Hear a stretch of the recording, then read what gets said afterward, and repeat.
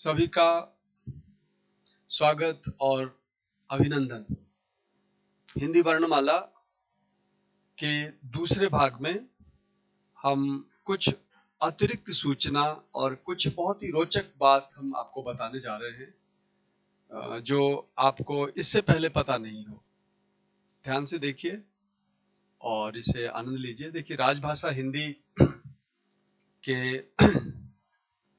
जो वर्ण हैं वो वर्ण इतने वैज्ञानिक हैं, इतने व्यवस्थित हैं और आश्चर्य की बात है कि इसके बारे में हिंदी भाषी लोगों को ही नहीं पता कि ये कैसे क्या है।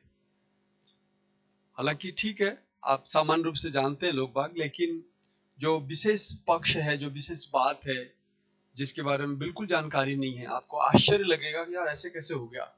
ये बात जरूर है कि मेरे पूरे पाठ में ऐसे 5-7 स्थल ऐसे आएंगे जहां पे आपको आश्चर्यजनक बात सुनने को मिलेगी।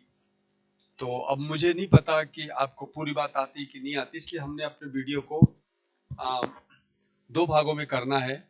एक प्राथमिक भाग, दूसरा द्वितीय भाग, यानी एक बिगिनर्स के लिए, आरंभ करने वालों के लिए, और एक थोड़ा सा एडवांस पार्ट जो थोड़े जानकार लोगों के लिए होना चाहिए। लेकिन अभी मैं सबके लिए कॉमन चीज लेके चल रहा हूँ। वर्णमाला का द्वितीय भाग में आपका स्वागत है। मैं शुरू करने जा रहा हूँ वर्णमाला का द्वितीय भाग। इसमें आप देखिए, वर्णमाला जो है आप सबको पता होगा, वर्णमाला है हमारा अ, आ, ई वगैरह 11, फिर है क, ख, ग,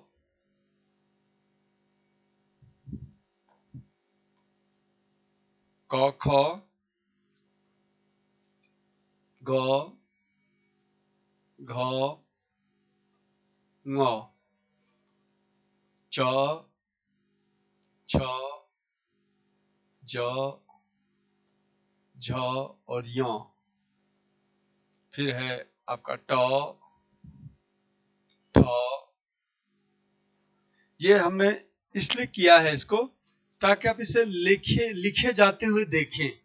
लिखे जाते हुए आप देखते हैं तो पता चलता है कि ये कैसे लिखा जा रहा है। ड, ये देखिए ढ, ये देखिए ण। फिर है हमारे पास त, फिर है थ, द, ध और न। फिर हमारे पास है प,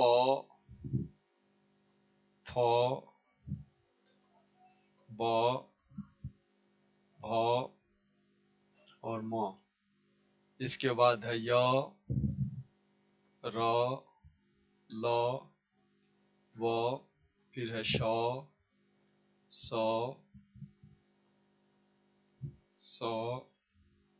और ह। और इसके बाद आएगा आपका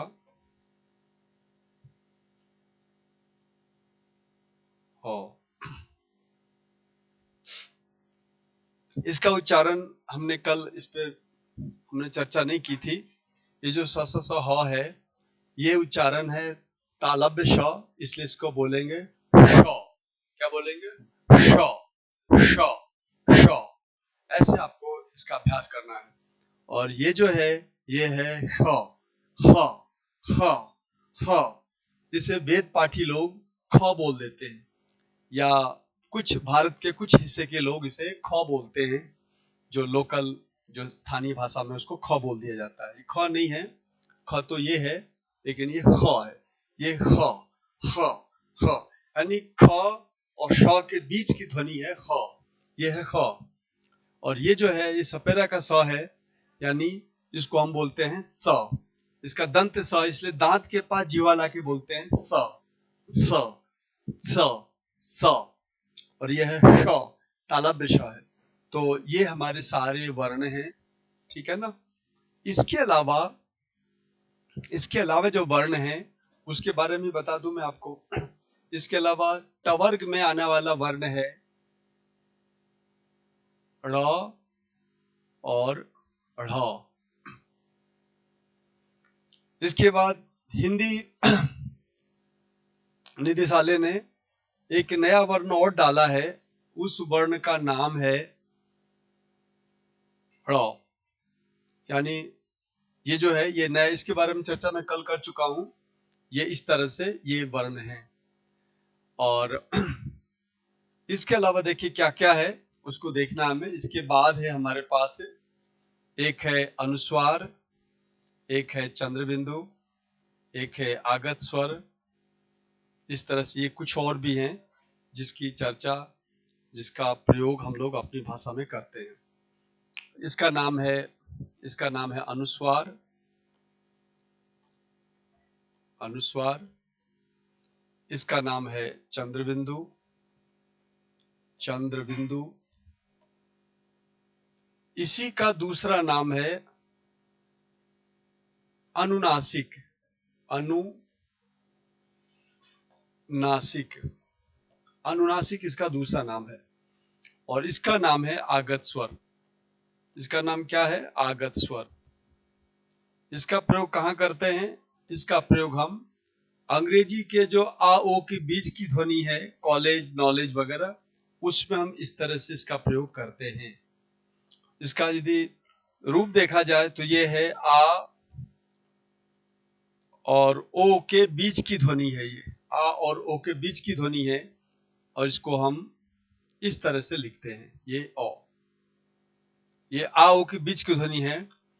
अब इसको यदि आप क के साथ मिलाते हो, देखिए क के साथ मिलाते हो आप इसको, इस ध्वनि को, तो आपका बन जाता है कॉलेज वाला को, ऐसा बन जाता है। तो स्पष्टता से देख लीजिए हमारे पास इतनी वर्ण ध्वनियां हैं। अब इन सारी वर्ण ध्वनियों का हम लोग अब एक बार हम इसका हिसाब लगाएंगे कि भाई ये कितनी वर्ण ध्वनियां हैं और कैसे हैं। इन सबको हम यहाँ पे हिसाब लगाएंगे और समझेंगे कि कितना क्या है। स्वर देखिए अ आ के बाद क्या आएगा? अ आ के बाद ई, फिर ई, उ, री, ए, आई, ओ और औ। ये हमारे पास वर्ण ध्वनियों का पूरा समुदाय आके खड़ा हो गया। ठीक है ना? तो इसका हम बना लेते हैं, गणित बना लेते हैं। देखिए ये हैं कुल कितने? ये हैं कुल 11। ये स्पर्श कितने? इसका नाम है स्पर्श। ये जितने वर्ण है ना, इनका नाम है स्पर्श। हमने कल इसको विस्तार से बता दिया था। मैं संक्षेप में इसके बारे में बताने जा रहा हूँ। स्पर्श कितने हैं? स्पर्श है 25। और ये जो ड़ और ढ़ की ध्वनि है, ये इसका प्रयोग हम करते हैं किसमें? हम इसमें करते हैं देशी भाषा में। देशी भाषा के शब्दों के लिए, देशी शब्दों के लिए हम इसका प्रयोग करते हैं। सड़क, बाढ़ और ढूंढाड़ वगैरह शब्दों के लिए हम ड़ का प्रयोग करते हैं। संधि आदि के में जब हम संधि आदि पढ़ते हैं तो ये जो वर्ण ध्वनियां दो वर्ण हैं, ये संधि में शामिल नहीं होते। अच्छा, इसका एक और नाम है, इनका सबका जो जो लिखा गया है, ये सब तत्सम ध्वनियां हैं। ये सारी ध्वनियां तत्सम है जो हमने लिखा है यहाँ पे। ये दो ध्वनियां तद्भव कह सकते हो या फिर आगत शब्दों के लिए हम इसका प्रयोग में लेते हैं, इसको प्रयोग में हम लेते हैं। तो देखिए 25 तो ये हो गया, ये सारे। फिर इसके बाद हमारे पास ये जो अंतस्थ ध्वनि है, ये है 4। फिर आपके पास स ह है, ये ड़ को और शामिल कर दिया भारत सरकार ने, तो ये 5 हो गए, है ना, ये 5। और एक है आपका चंद अनुस्वार, एक है आपका चंद्रबिंदु, एक है आपका आगत स्वर। इस तरह से। और ये 2 अक्षर हैं। ये 2 अक्षर कैसे हैं? मैं इसका नाम के रूप में लिख दूं, एक अनुस्वार ना लिख के मैं संख्या डाल देता हूं। देखिए इसके बाद ये 2 अक्षर है ना देशी शब्दों के लिए, इसको हम यहां डालेंगे। ये हमने ये डाल दिया। फिर अनुस्वार का एक, चंद्रबिंदु का एक और आगत स्वर का एक, इस तरह से इतनी ध्वनियां है, सारी क्या है, ये ध्वनियां हैं। तो इसके जोड़ते हैं यदि 5 1 6 7 8 9 10, 10 5 15 16 17 18 19 20, 20 का शून्य हासिल 2, 3 2 5, ये पूरे 50 ध्वनियां ऐसी हैं जो हमारे बन के आ रही हैं। पूरी ध्वनियां कितनी हो गई, 50 ध्वनियां बन रही हैं ये। और जो संयुक्त व्यंजन है उसको हम स्वतंत्र ध्वनि नहीं कह सकते, क्योंकि स्वतंत्र में जो क्ष है, त्र है, ज्ञ है ना, स्र है, प्र है ना, श्र है, क्र है, बहुत सारी ध्वनियां हैं, ऐसे ऐसे बहुत सारी हैं। इसको हम स्वतंत्र ध्वनि नाम नहीं दे सकते। क्यों? कि इसमें दो दो व्यंजनों के मेलन से ये अक्षर बन रहे हैं, ये संयुक्त व्यंजन है। तो संयुक्त होने के इसकी संख्या हजारों में है, फिर तो हजारों क्या बहुत सारी संख्या हो जाएगी इस वर्णों की। तो हम इसको नहीं लेकर के इन वर्णों को हम ले रहे हैं। इस प्रकार से हमारी जो वर्ण है वो इस तरह से हो जाती है। अब इसमें से ऐसा कह सकते हैं, ये जो आगत स्वर है, ये आगत स्वर, इसका नाम है आगत स्वर। मैंने पहले बता दिया आपको, ये आगत स्वर है, ये चंद्र बिंदु है, ये अनुस्वार है। इस तरह से इन सारी का सबका विवरण है। तुम्हें ध्यान रखना है, हमारा ये है और इनका ये हिसाब किताब यहाँ पे उपस्थित है। यही स्वर हैं, यही। अब इसमें से बड़ी री जो है, बड़ी री, इसका प्रयोग होता है, जैसा हमने कल बताया था। आप यदि प्रयोगशाला में देखेंगे, साइंस की प्रयोगशाला में, तो आपको पढ़ने को मिलेगा वहां बहुत सारे तत्व बनाए गए हैं कृत्रिम रूप से, उसका प्रयोग नहीं होता, बाहर उसका अस्तित्व संभव नहीं है। ठीक ऐसे ही जब हिंदी के सैद्धांतिक विवरण पे हम आते हैं तो हमें बड़ी री की आवश्यकता होती है, बड़ी री की हमें आवश्यकता पड़ती है, लेकिन उसको शामिल नहीं किया गया है। अभी भारत सरकार ने पता नहीं कहां से उनको सपना आया और इसे शामिल कर लिया है। तो पता नहीं किस हिसाब से क्या किया है, क्योंकि राजस्थानी भाषा के कुछ शब्दों की ध्वनियों के लिए इसकी आवश्यकता है। अब देखा जाए तो प्लुत स्वर की कोई चर्चा नहीं है भाई, ह्रस्व हो गया, दीर्घ हो गया, प्लुत स्वर कहाँ है? प्लुत स्वर की कोई चर्चा नहीं है। प्लुत भी डाला जाना चाहिए वर्णमाला में, बड़ी री डाली जानी चाहिए वर्णमाला में। तो बहुत विवादास्पद है, इस पे पूरा मंथन करके, चिंतन करके, इस पे भारत सरकार को चाहिए कि सारी वर्णमालाओं के बारे में निश्चित रूप से विचार करे, ताकि जो व्यवहारिक रूप है सब कुछ उसमें आ सके। तो हम इस पे विवाद पे नहीं जाएंगे, हम केवल इतना कहना चाहते हैं आपको कि आप इन सारे वर्णों के विषम स्तर जाने। हाँ, एक चीज तो 10 बार आपको स्वीकार करनी ही होगी कि संयुक्त व्यंजन नाम का कोई अलग चीज नहीं होता है। संयुक्त व्यंजन इन्हीं व्यंजनों के मिलन से बनने वाले अक्षर होते हैं, इसलिए इसको अलग से, इसको अस्तित्व मानने की आवश्यकता नहीं है। ये ऐसे बहुत सारे हैं, ये कम से कम ये हजारों हैं, ये हजारों की संख्या में है। ये हमें ध्यान रखना होगा इस तथ्य को सहस। तो ये हमारे वर्ण हैं, कुल वर्ण। अब इसके बाद हम इनके उच्चारण स्थान की बात कर लेते हैं। देखिए, इनको मैं हटा देता हूं। अच्छा, एक चीज और स्पष्ट कर दूं मैं यहाँ पे, ये जो है ना, ये अनुस्वार, चंद्रबिंदु और आगत स्वर और ये सब ध्वनियां हैं, ये सब तीनों ध्वनियां हैं और ये वर्ण हैं। जो पूर्ण आकृति रखते हैं अपना, वो वर्ण है। जो ध्वनि में काम तो आते हैं पर इनकी एक अक्षरों जैसी आकृति नहीं है, उसे हम ध्वनि कहते हैं। तो इस तरह से देख सकते हो आप, ये सारी वर्ण ध्वनियां और हमारे पास स्वर व्यंजन का पूरा डाटा हमारे पास ये है। ये सारे हिंदी में प्रयुक्त होते हैं। अब मैं इनका उच्चारण स्थान का ले लेता हूं। तो उच्चारण स्थान यदि देखेंगे आप, तो इसका उच्चारण स्थान इस तरह से है, ये देखो आप,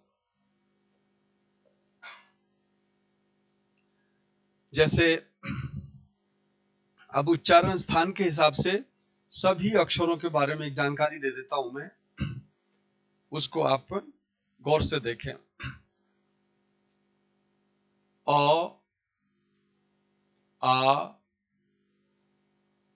विसर्ग और ह, कितने अक्षर आ गए? 1 2 3 4 5 6 7 8 9 विसर्ग से। इन सभी का उच्चारण स्थान कंठ है। क्या है? कंठ है। चौथा जो इसके साथ साथ जो ई है, छोटी ई बड़ी ई य और श, इसका उच्चारण स्थान, इन सारे वर्णों का उच्चारण स्थान तालु है। इससे पहले वाले मैंने स्वरों के बारे में बताया कि स्वर का उच्चारण स्थान क्या है। यहां मैं आपको बता रहा हूं कि यहाँ पे व्यंजनों का भी उच्चारण स्थान क्या है, वो हमने यहाँ पे बताया है। यहां देखिए, री, र और श, इनका उच्चारण स्थान क्या है? मूर्धा है। मूर्धा। इसके बाद ये है ल और स, इनका उच्चारण स्थान क्या है? इनका उच्चारण स्थान दंत है। दंत है। ये प फ आदि बोलने में हमारा जो होठ है वो गोल हो जाता है, इसलिए ऊ के उच्चारण में, प फ प के उच्चारण में ऊ उच्चारण स्थान माना जाता है, यानी ओष्ठ उच्चारण स्थान माना जाता है। इसका उच्चारण स्थान है ओष्ठ। इसका क्या उच्चारण स्थान है? ओष्ठ। यह ऊपर आ चुका है, र ऊपर आ चुका है, ल ऊपर आ चुका है, व नहीं आया है। व का उच्चारण स्थान लेंगे, इसका उच्चारण स्थान है दंत और ओष्ठ। दंत और ओष्ठ। स ऊपर आ चुका है तालु के रूप में, ये वाला आ चुका है मूर्धा के रूप में, ये वाला आ चुका है आपके दंत के रूप में, ह आ चुका है कंठ के रूप में, और ल जो है ये उच्छिप्त ध्वनि है। इसका विश्लेषण और संश्लेषण और बातें वैदिक वाङ्मय में है, स्वर वैदिक की प्रक्रिया में है।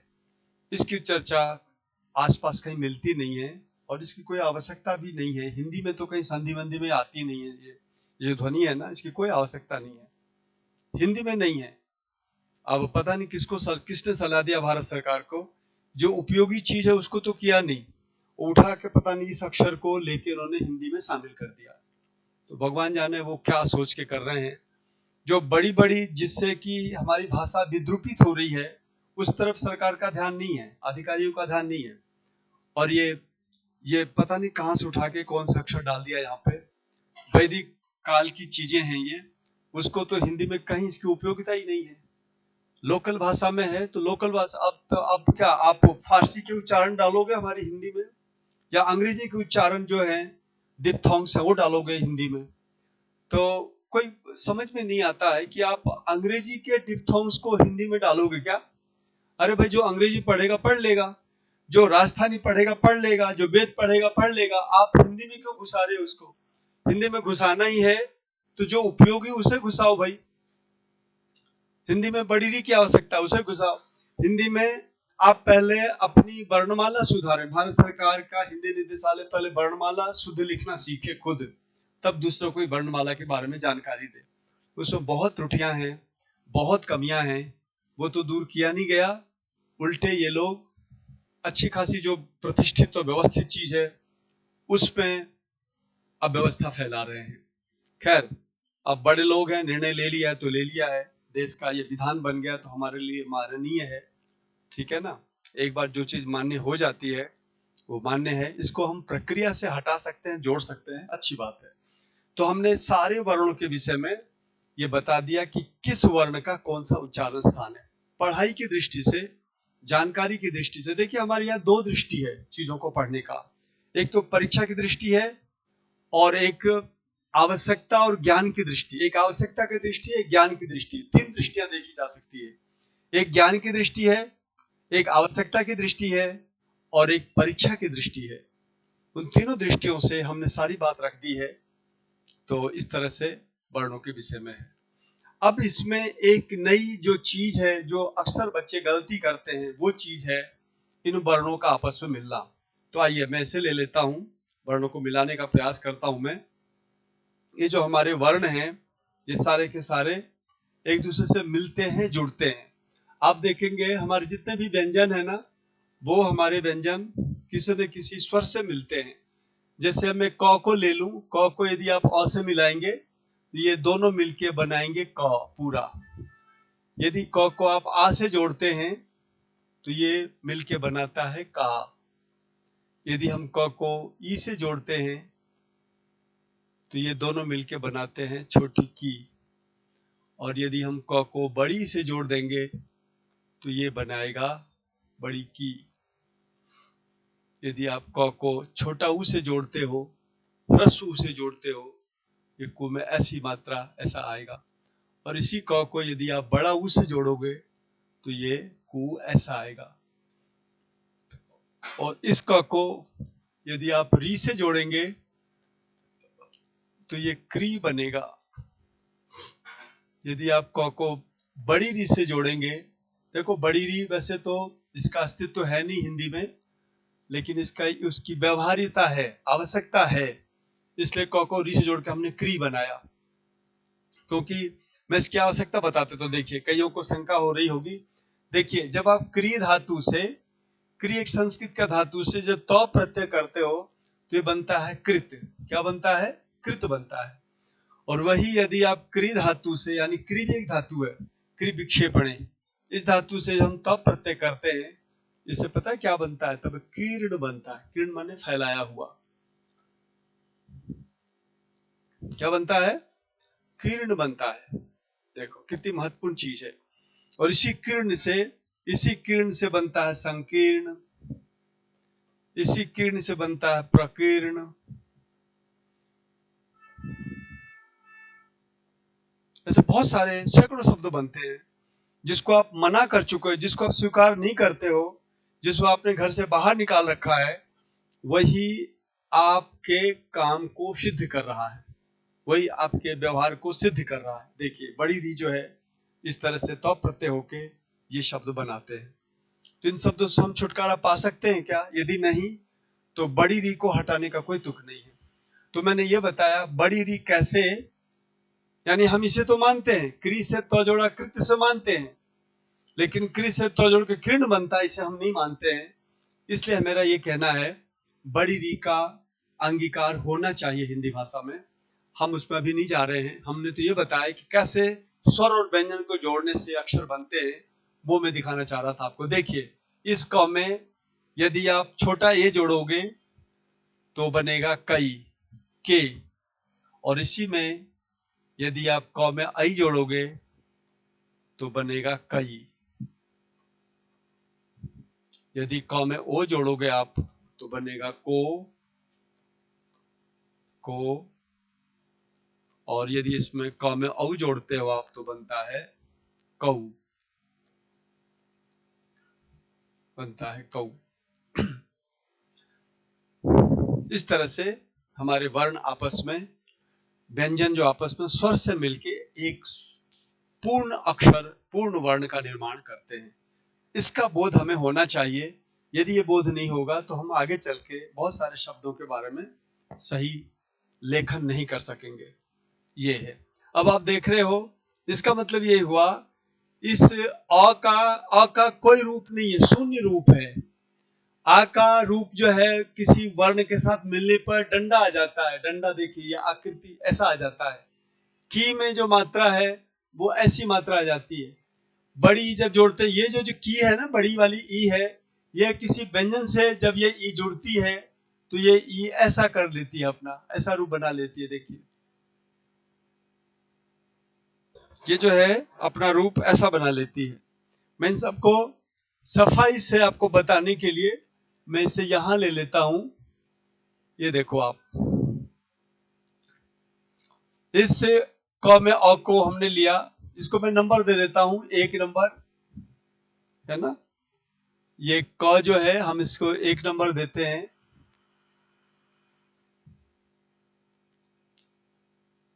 ये 1 है, ये 2 है, ये 3 है, ये 4 है, 5, 6, 7, 8, 9, 10, 11 और ये 12। समझने की बात है कि 1 नंबर के लिए हम 1 नंबर में जो क और अ आ रहा है, इससे जो हम बना रहे हैं, ये जो अ है किस रूप में आ रहा है? इस रूप में आ रहा है, हलंत हट रहा है क, यानी जो अ है ना, अ का शून्य आकृति, कुछ भी आकृति नहीं है। और जब क में आप आ मिलाते हो तो ये का बन रहा है। का की आकृति कैसी है? तो का की आकृति एक लकीर जैसी है। ये देखिए, इसकी आकृति लकीर जैसी है। आ रहा है यहाँ पे, बस आ लकीर के रूप में आ रहा है। और जो क में आप छोटी ई मिलाते हो तो देखिए ये की आ रहा है। इसका मतलब इसमें जो आकृति जुड़ रही है वो ऐसी आकृति जुड़ रही है क में। और इस क में जब आप बड़ी ई जोड़ रहे हो तो ये जो क है ना, इसमें बड़ी जोड़ते हैं तो ये हो जाता है क्या? ये हो जाता है की। इसमें क्या जुड़ा है? ये देखिए, इसमें ये वाला ऐसी आकृति जुड़ रही है इसमें ऐसी आकृति जुड़ रही है। जब क के साथ ऊ का मिलान करते हो आप तो ये कू बनाते हो। तो कू में कैसी आकृति जुड़ी? कू में आपका ऐसी आकृति जुड़ती है। देखिए, कू में आकृति जुड़ रही, वो आकृति कैसी है? वो आकृति आपकी ऐसी है, ऐसी है। और जब बड़ा ऊ लेते हो आप तो बड़े ऊ में बड़ा ऊ मिलाते हो तो ये बनता है कू। इसमें क्या जोड़ा जा रहा है? इसे देखिए आप, इसमें जो जोड़ा जा रहा है वो देखने लायक है। और वो क्या है? वो है ऐसा, यूं। इस तरह से वर्ण जुड़ के हमारे बनाए जा रहे हैं।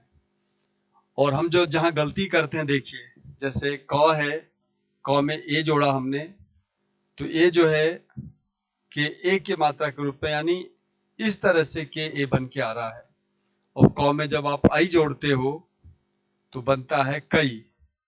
अभी जो आई है वर्ण में ऐसे 2 मात्रा बन के ऊपर आ रहा है। और जब आप क में ओ जोड़ते हो तो बनता है को। क्या बनता है? को बनता है। ये देखिए, को बना। और ये जो को है ना, ये जो को है,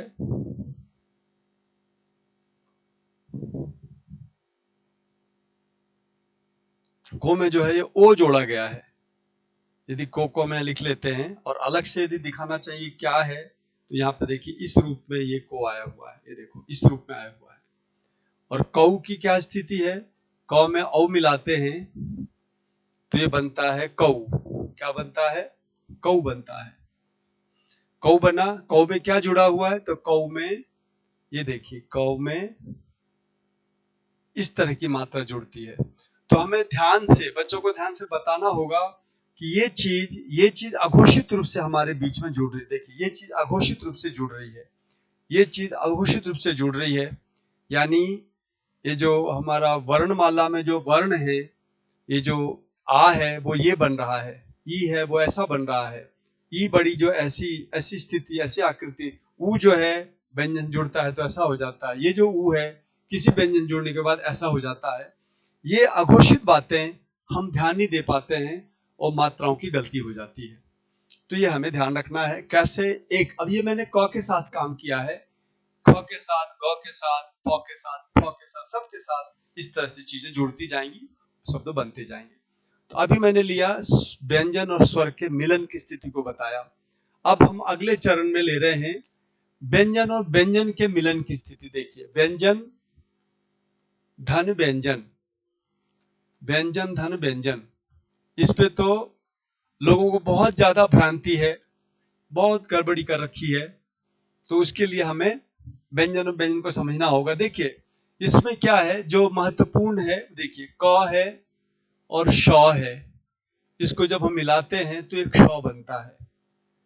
त है और र है। इन दोनों को मिलाओगे तो ये त्र बनेगा। त लिख दिया, र लिख दिया हमने और हलंत कर दिया। हलंत है इसलिए हलंत किया। ज है और य है, इन दोनों को मिलाया हमने तो ये ज्ञ बना। ऐसे ही श है और र है, इन दोनों को मिलाया हमने तो श्र बना।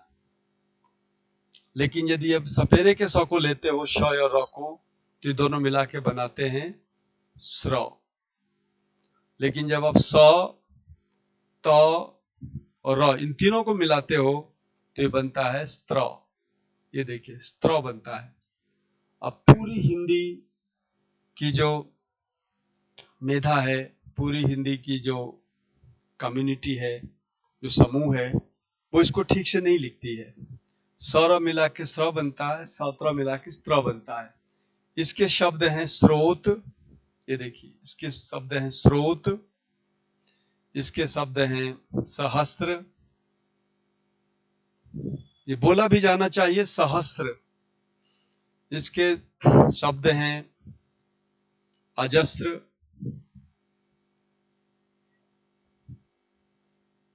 आप देख रहे हो यहां जो हम अक्षर लिख रहे हैं 1 2 3 4 5 6, इस पे ध्यान देने की आवश्यकता है। इससे बनता है स्त्री,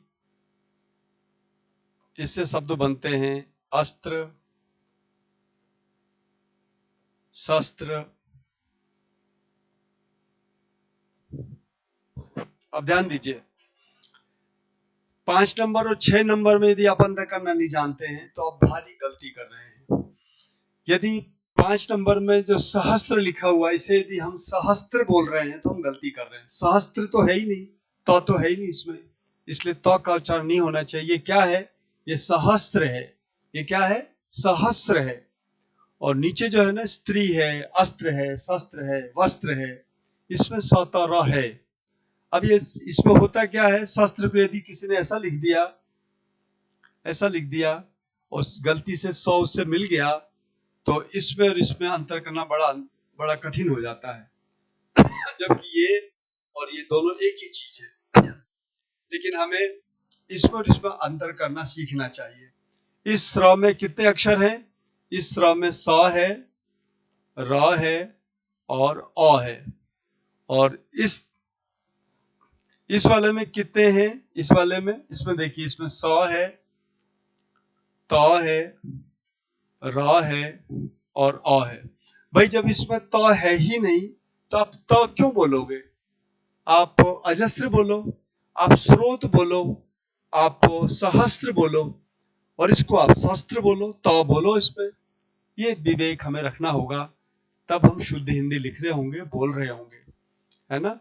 और पूरी स्थिति ऐसी है कि अधिकतर से मैं सुनता हूं ये सहस्त्र बोलते हैं और सहस्त्र लिखते भी हैं। यदि हम सहस्त्र को ऐसे लिख रहे हैं, सहस्त्र, इसका मतलब है उसकी स्कूलिंग ठीक से नहीं हुई है, वो वर्ण ज्ञान से अनभिज्ञ है। ये हमें जानना होगा। इसके बाद मैं एक विशेष बात की तरफ आपका ध्यान आकृष्ट करूंगा। देखिए, इन व्यंजनों की श्रृंखला में मैं 7 नंबर व्यंजन लेता हूं। देखिए, हमारे पास एक अक्षर है क, इसके साथ हमने जोड़ा र, है ना, तो ये बन गया आपका क्र। क्या बना? क्र बना। लेकिन मैं एक 8वां अक्षर लेता हूं छ, छ में हम जोड़ेंगे र, तो ये अक्षर हो जाएगा छ्र। अरे ये क्या हो गया? आप क में र जोड़ रहे हो तो क्र बन रहा है, छ में र जोड़ छ, ऐसा क्यों बन रहा है? ये ध्यान देने की बात है, ये समझने की बात है कि ऐसा हो क्यों रहा है। इसको देखो आप, मुझे सबका एक एक उदाहरण देना था, दे दिया, समझा दिया।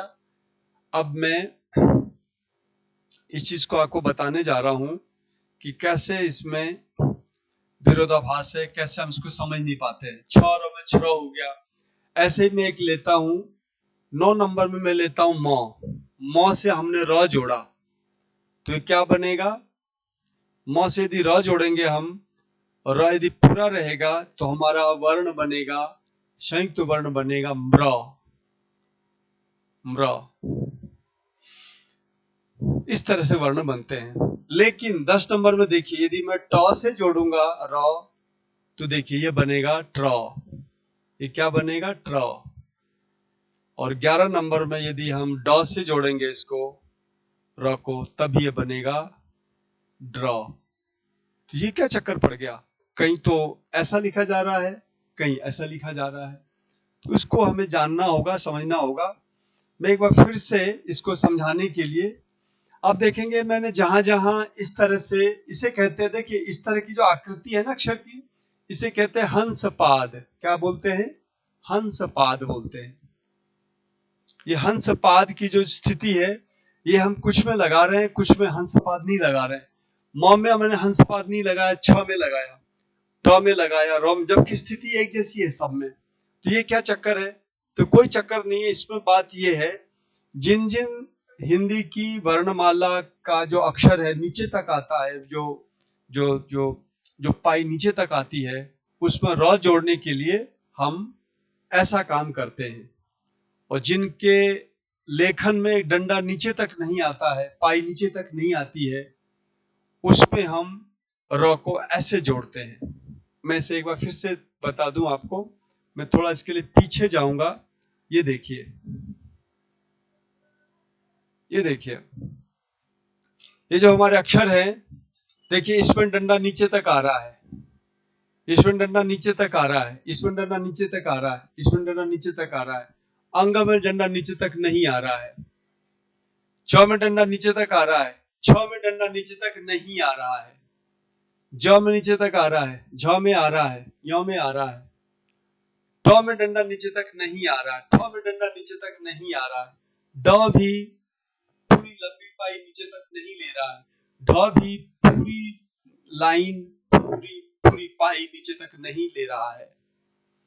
ऐसे ही त तो ले रहा है, थ ले रहा है, द नहीं ले रहा है। फिर से देखो, ध ले रहा है, न ले रहा है, ल ले रहा है, स ले रहा है ना, प ले रहा है, फ ले रहा है, ब ले रहा है, भ ले रहा है, म ले रहा है नीचे तक डंडा। लेकिन आप देखेंगे र नहीं ले रहा है ना। आपका जो ह है, ये भी नहीं ले रहा है। श भी डंडा, स में डंडा है, स में डंडा है, लेकिन ये ह में नहीं है। तो जहां जहां, फिर से ध्यान से सुनिए, जहां जहां पे नीचे तक पाई नहीं आ रही है, डंडा नहीं आ रहा है, उसके साथ यदि र जोड़ना हो तो र को हम हंसपाद की तरह जोड़ते हैं। मैं फिर से वापस आ जाऊं वहां पे। जैसे मैं यदि क में र जोड़ूंगा, क में र जोड़ूंगा, तो र इसके नीचे आए, क्योंकि इसमें डंडा है। क में डंडा है, इसलिए र को नीचे लेंगे तो बनेगा क्र। लेकिन यदि मैं ट में र जोड़ूंगा, ट में र जोड़ूंगा, तो ट में डंडा नहीं है, ट में पाई नीचे तक नहीं आ रही है। इसलिए जब र जुड़ेगा तो हम इसको, र को हम ऐसे लिखेंगे, हंसपाद की तरह लिखेंगे। तो स्पष्ट हो गया, जिनमें जिनमें हंसपाद हम तब लगाते हैं जब हम डंडा नहीं पाते हैं, और जिसमें डंडा है वहां पे हम हंसपाद नहीं लगाते हैं, हल्का सा यूं करके हम लिख देते हैं। इसका मतलब ये हुआ, आपको समझना है। मैं फिर से आता हूं मूल चीज पे।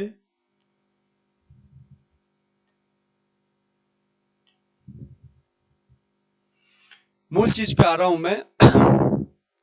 वो ये है कि भाई जिसमें डंडा है उसमें र ऐसे आएगा, जिसमें डंडा नहीं है उसमें र ऐसे लगेगा, हंसपाद की तरह लगेगा।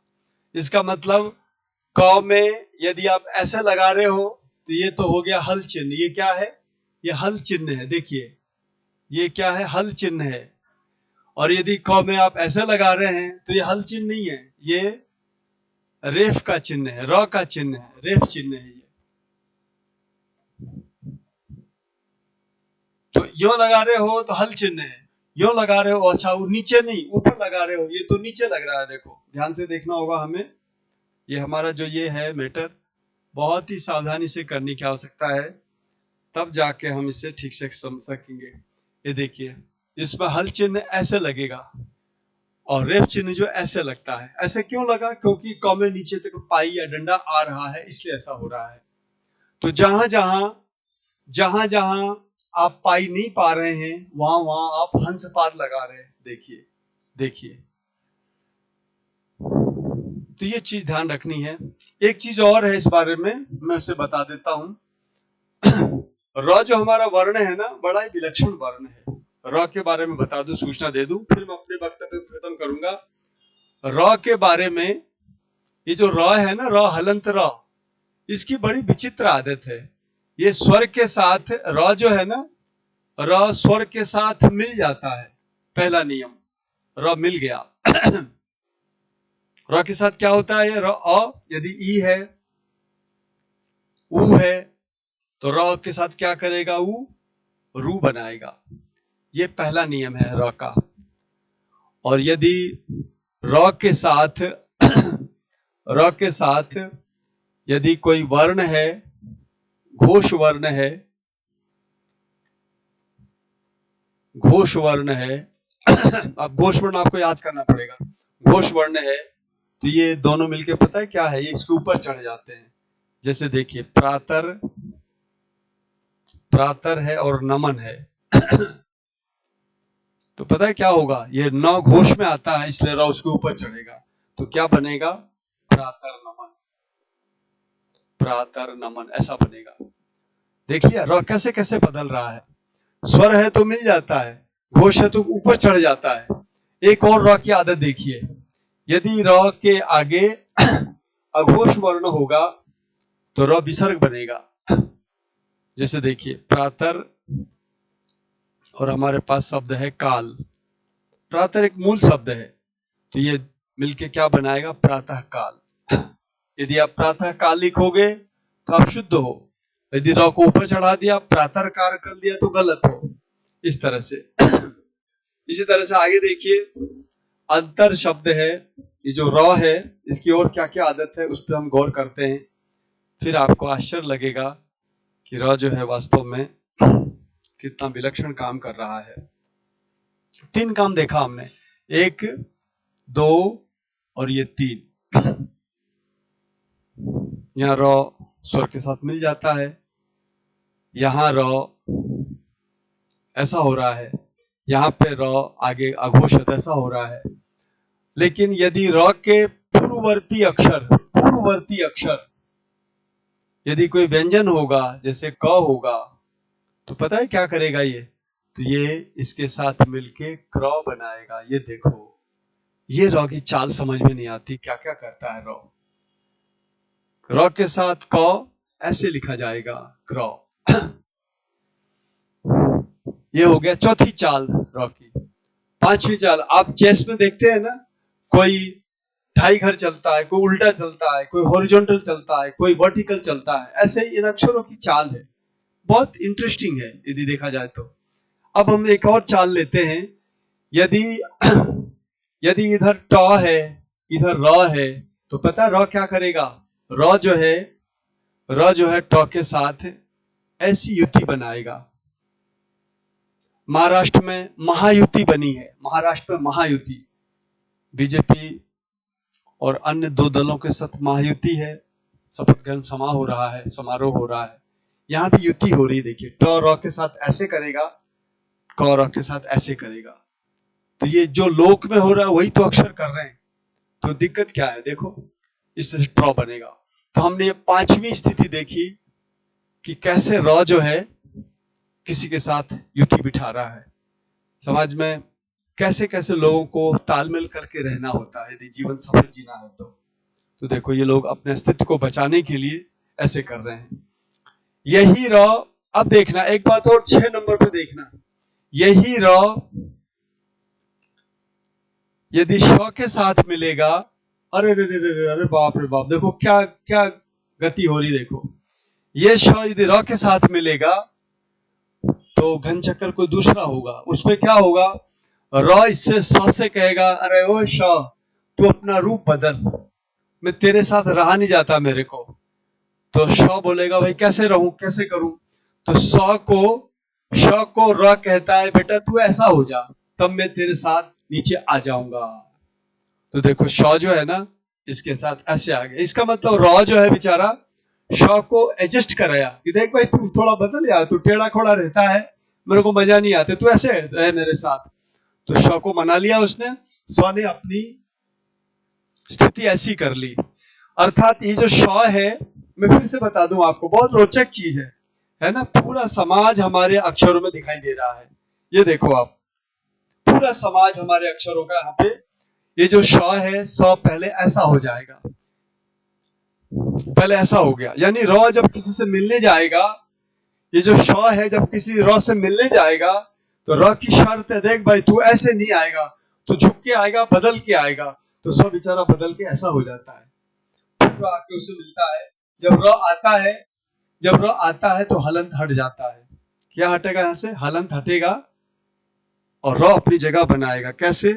र अपनी जगह ऐसे बना लेगा। ये श्र हो गया।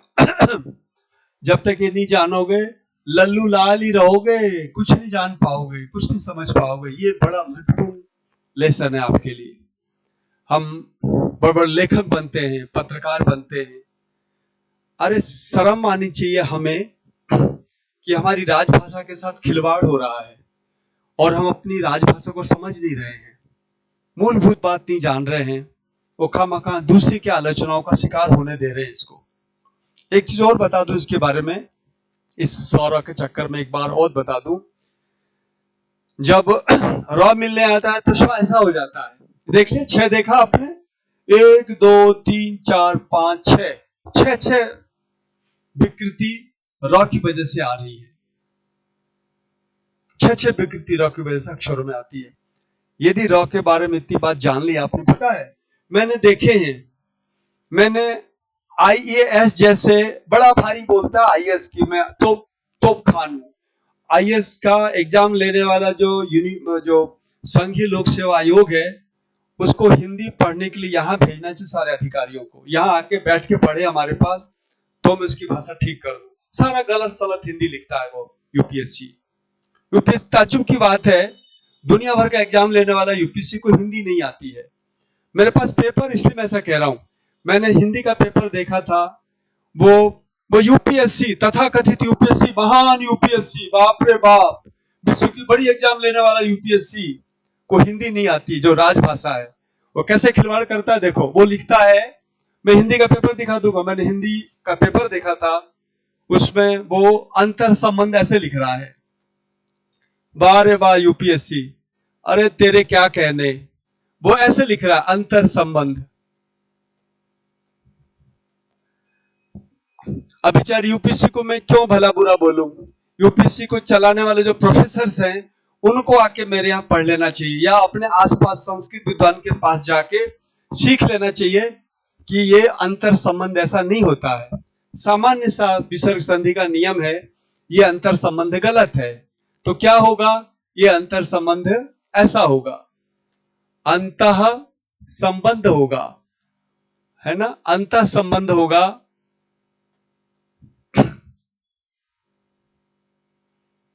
या फिर हम ऐसा भी कर सकते हैं, ये देखो आप, मैं स्पष्टता रखूं, मेरे को डर लगता है, मैं बच्चों को पढ़ाता हूं ना, तो मैं क्या डरता रहता हूं कि यार बच्चा कहीं अटक नहीं जाए। इतना चिंतित होकर पढ़ाता हूं मैं। 4 विकल्प होते हैं, तो मैं उस विकल्प पे जाता हूं ताकि बच्चों को कंफ्यूजन नहीं हो, चाहे मुझे 4 घंटा अलग से लिख के कुछ करना पड़े। तो आपको कंफ्यूजन ना, इसलिए मैं दोबारा लिख रहा हूं। देखिए, हमारा शब्द है, शुद्ध शब्द ये होगा, अंतः संबंध। मैं एक उदाहरण दे रहा हूं, और ये मेरा बड़बोलापन नहीं है, ठीक है ना, बड़बोलापन है तो है, ठीक है, लेकिन गलत है तो गलत है। और ये बड़बोलापन इसलिए है क्योंकि मैंने सद्गुरुओं की सेवा की है, लगातार तपस्या की है, देखा है, सावधानी से प्रेक्षण किया है, इसलिए आज हम संघीय लोक सेवा की गलती, केंद्रीय हिंदी निदेशालय की गलती बता पा रहे हैं। तो ये तो ऑन रिकॉर्ड है। आप देखेंगे भारत सरकार का जो संघीय लोक सेवा आयोग है, हिंदी के पर्चे में जहां कहीं हिंदी लिखता है वो इस तरह से अंतर संबंध लिखता है, गलत लिखता है वो। और शुद्ध शब्द अंतर संबंध होना चाहिए, ये शुद्ध शब्द अंतर संबंध होना चाहिए। अब देखिए ये नियम कहां से आ रहा है, ये देखो ये रहा नियम, प्रातः काल बन गया। संबंध का जो स है ये अघोष में आता है, अघोष में आने के कारण अंतर का जो र है वो विसर्ग बनेगा, न कि रेफ बनेगा। हाँ रेफ रहेगा, कहां रहेगा, ये रहा, ये रेफ है। यदि घोष है तो रेफ ऊपर रहेगा, यदि उधर अघोष है तो रेफ विसर्ग बनेगा। ये सामान्य नियम है जो संस्कृत वाले बच्चे जो है ना, ये प्रथमा में 8वीं 9वीं 10वीं क्लास में पढ़ते हैं, और वो चीज जो है संघीय लोक सेवा आयोग को अभी तक नहीं पता, इतने कलेक्टर बनाने के लिए बैठा हुआ है। वो जो गलत है गलत है, ठीक है ना। ये चीज हमने बताई आपको। र जो है इतनी गतिविधियां करता है। एक चीज और देखो आप र के बारे में, वो है र के बारे में, यदि आप श के साथ री को मिलाएंगे तो री भी र की तरह से डिमांड करता है, श तू बदल अपने को। तो श बोलता है भाई कैसे बदलूं, तो री कहती है कि देख अपना शकल ऐसा बना तब मैं तेरे साथ आऊंगी। तब ये श जो है ना बेचारा अपना रूप ऐसा बनाता है, तब री इसके साथ आके मिलती है, री जो है ना उससे मिलती है तो ये स्त्री हो जाता है। तो इसका मतलब ये हुआ इस बेचारे श के साथ कोई मिलने आता है, री मिलता है तो उसकी शक्ल बिगाड़ के री ऐसा करा देता है, फिर आके री मिलती है उसके साथ। ऐसे ही जब श जो है र से मिलने चाहता है तो र जब श से मिलता है तो श की आकृति वो ऐसा करा देता है, श की आकृति ऐसा करा देता है र। इसके बाद र आके मिलता है, जब र आके मिलता है तो फिर हलंत हट जाता है और र ऐसा हो जाता है, हलंत हट जाता है और र ऐसे आ जाता है। तो ये इस तरह से बन जाता है। तो आज के लिए इतना ही। इसका यदि ठीक से मनन कर लो आप तो आपका, यदि देखो ये सब चीजें जो है ना ये समर्पण और निष्ठा की चीज है। यदि आप में समर्पण भाव है हिंदी के प्रति, आप में समर्पण भाव है आपकी राजभाषा के प्रति, आप में समर्पण भाव है आपकी अपनी मातृभाषा के प्रति, आपको लगता है कि नहीं यार हमारी भाषा भी झंडा ऊंचा रहे, तार्किकता और वैज्ञानिकता का सूत्र कसी जाए, तो आप मेरे से जुड़ो, मेरी बातों को समझो। और आपको कोई देशभक्ति बकवास लगती है, मातृभाषा बकवास लगती है, स्वाभिमान बकवास लगता है, पशुओं की तरह जीवन जीना है, खाओ eat drink and be merry, चाट लो कहीं भी, कुछ भी खा लो, कुछ भी कर लो, किसी के साथ रह लो, तो ठीक है फिर छोड़ दो, क्या करना है, इंग्लिश सीख लो, जो जहां मिले वहीं कर लो। लेकिन ध्यान रखना इतिहास हमें कभी माफ नहीं करेगा। इतनी सुंदर विरासत के मालिक होके कि हम इन बातों को नहीं जानते, हमारे किसी भी स्कूल में इस तरह की बात नहीं पढ़ाई जाती है। ये लानत है इन बड़ी बड़ी संस्थाओं को, और लानत हम लोगों पे भी है क्योंकि हमने ऐसा उपाय नहीं किया। मुझ पे भी लानत है, मुझ पे भी अफसोस है कि मैं अब जगा हूं। मैंने शुरू से ही क्यों नहीं केसेस दायर किए, क्यों नहीं मैंने केस ठोका भारत सरकार के ऊपर, हिंदी निदेशालय के ऊपर और यूपीएससी के ऊपर। ये मुझसे भी कोई पूछ सकता है, लेकिन कोई बात नहीं, जाके तलवार लेके किसी को काटने की आवश्यकता नहीं है।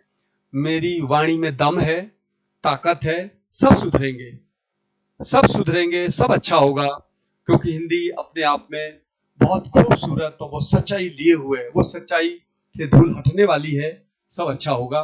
तो आज के लिए इतना ही। आप हमसे जुड़े, जाना समझा, इसके लिए बहुत बहुत धन्यवाद। नमस्कार।